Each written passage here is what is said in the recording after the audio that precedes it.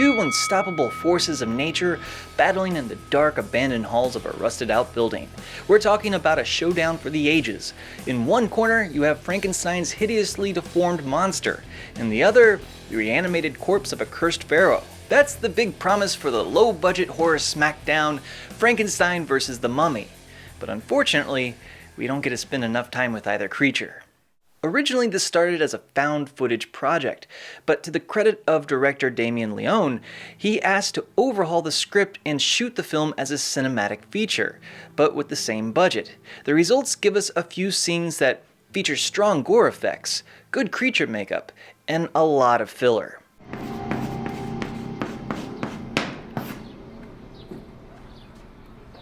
Morning, class.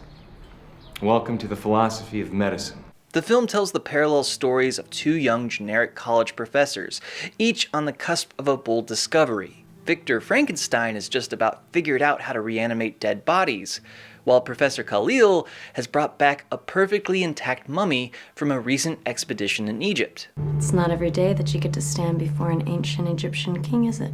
But this being a horror movie, their bold new innovations in science and technology will spell doom for their colleagues and their budding relationship.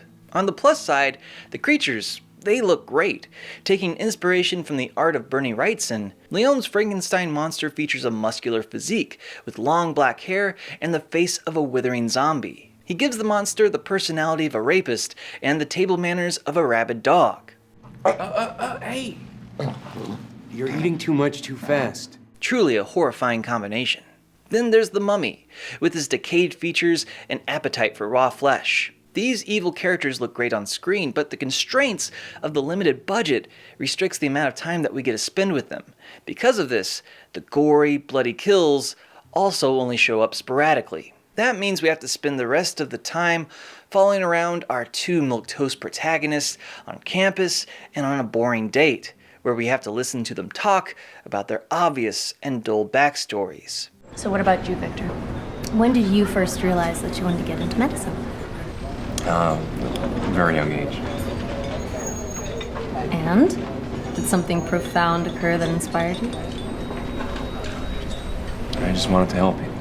Our only saviors come in the form of two character actors that may not have the greatest on-screen presence, but they certainly look their parts. His eyes were allowed to remain so that he would be able to watch as his phallus was sawn off and thrown to the dogs.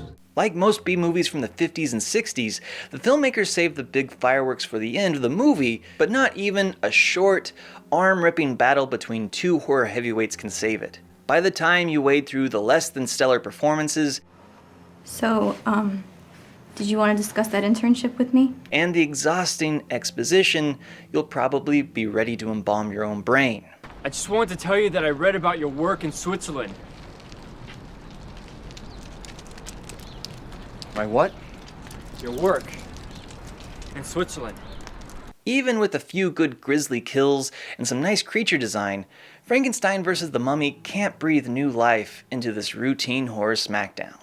Oh, and before you try and find fault with the title, Victor Frankenstein does have a scene where he briefly fights the mummy, so it is technically correct. But those are just my thoughts on Frankenstein vs. the Mummy. I'd love to hear yours. You can hit me up on Twitter, John_Airy, or leave me a comment. I'm John at the movies.